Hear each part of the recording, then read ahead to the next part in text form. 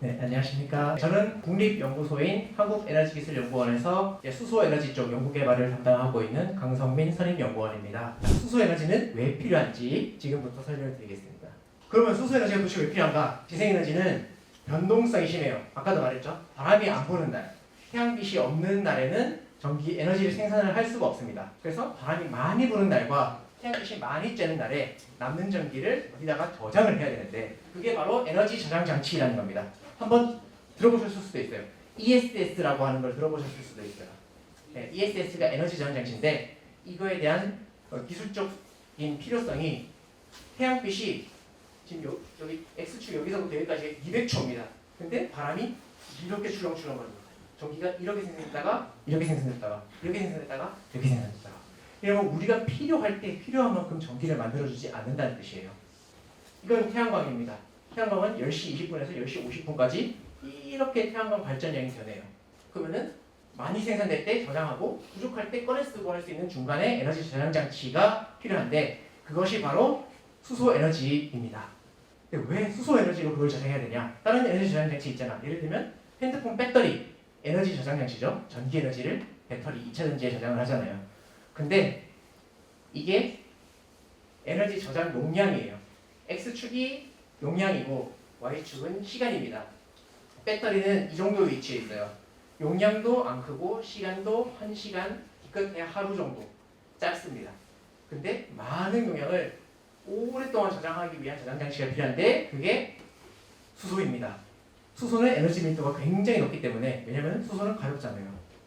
수소는 우주에 존재하는 모든 물질 중에서 가장 가볍습니다. 가볍단 말은 밀도가 높다는 뜻이죠. 수소가 에너지 밀도가 높기 때문에 고효율, 장기간 에너지 저장이 가능하다.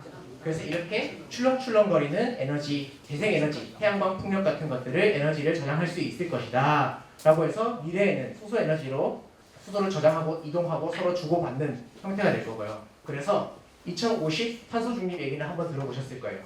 2050년 이후에는 에너지의 화폐가 수소가 될 겁니다. 우리 돈이 뭐예요? 돈은 가치를 나타내는 어떠한 캐리어잖아요. 가치를 나타내는 화폐가 돈인데 에너지의 화폐는 수소가 될 것이라는 게 2050년 이후에 탄소 중립 시대의 에너지 컨셉입니다. 왜냐면은 에너지는 전부 다 수소로 전환할 거니까.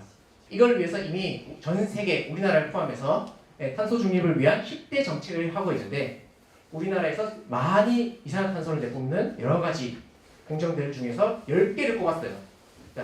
우리나라 10개의 주요 에너지 정책, 태양광, 풍력, 수소, 바이오에너지, 철강, 석유화학 등등등 10개가 있는데 그 중에서 수소가 10개 중에 하나로 자리를 잡고 있습니다. 그 옆에는 태양광, 풍력이 있고요. 수소를 포함한 재생에너지 정책이 우리나라 2050년도까지 탄소 중립을 위해서 우리나라 정부 그리고 전 세계 모든 정부가 다 달려들고 있다. 꼭 필요한 연구개발이다 라고 인식을 하고 있는 겁니다. 수소는 왜 에너지, 수소가 어떤 에너지길래 이렇게 탄소 중립 시대에 각광을 받고 있느냐. 안타깝게도 자연계에는 수소가 얼마든지 있지만 수소 분자 자체로는 존재하지 않아요. 뭔가 다른 화합물이랑 결합해서 화합물로 존재하는데 그거를 깨서 예를 들면 물에서부터 수소를 만들고 저장하고 이송을 해서 수소를 씁니다. 재생에너지, 태양광, 풍력, 그리고 또 말이 나오고 있는 원자력 이런 걸로 수소를 만들고 수소를 저장하고 이동을 해서 수소를 전기나 열로 활용하는 그 과정에서 우리는 물만 이동합니다. 수소를 생산할 때 물을 쓰고 수소를 사용할 때 물이 나옵니다.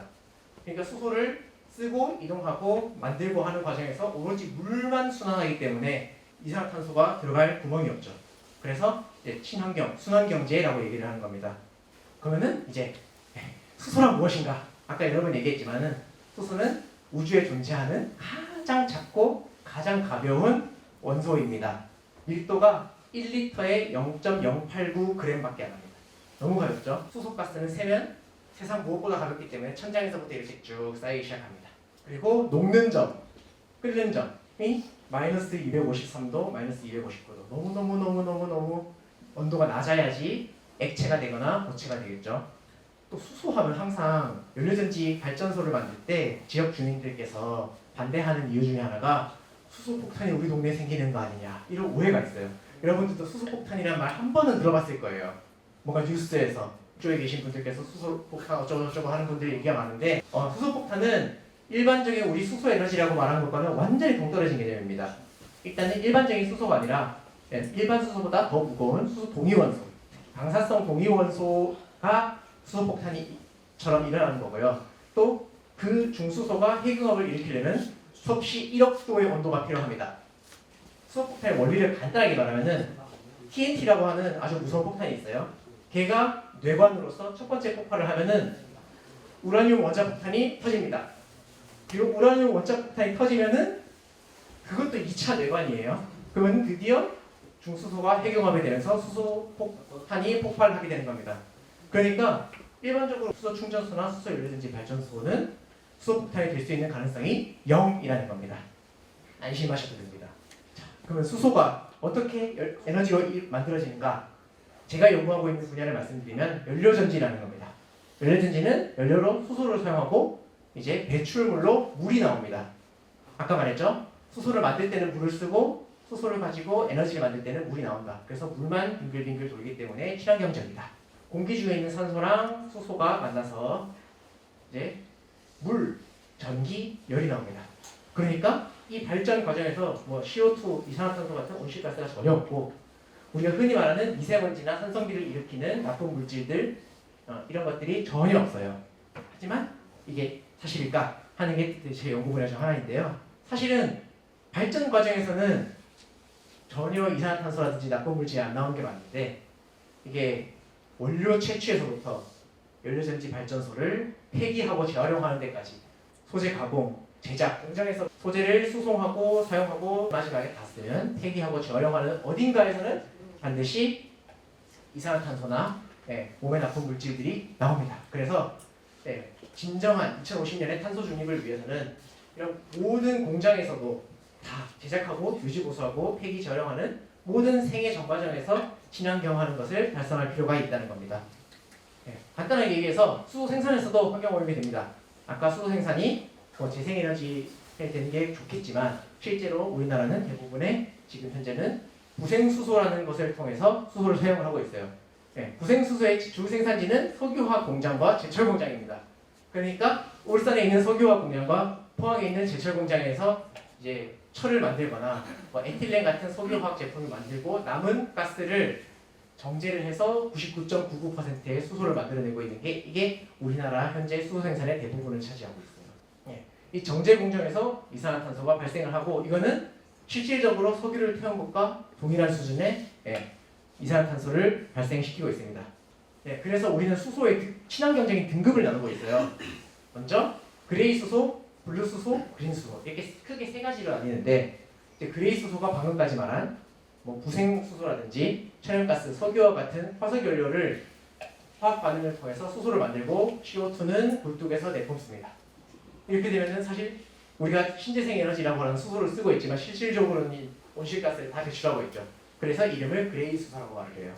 근데 만약에 이 공장에서 나오는 굴뚝을 딱 막아버리고 이 온실가스를 포집을 하고 저장을 한다면 우리는 천연가스 같은 이제 화석 연료를 썼지만 CO2를 배출하지 않았죠. 그거를 블루수소라고 말합니다. 그리고 마지막으로 우리에게 필요한 궁극의 그린수소는 물을 가지고 태양광이나 풍력과 같은 재생에너지를 이용해서 전기 분해를 하면은 수소와 산소가 나옵니다. 궁극의 CO2가 나오지 않는 재생에너지 기반의 그린수소라고 할 수 있겠습니다. 지금 전 세계는 그린수소를 생산하기 위해서 모든 연구 개발자들이 뛰어들고 있습니다. 발표는 여기까지 하겠습니다. 감사합니다.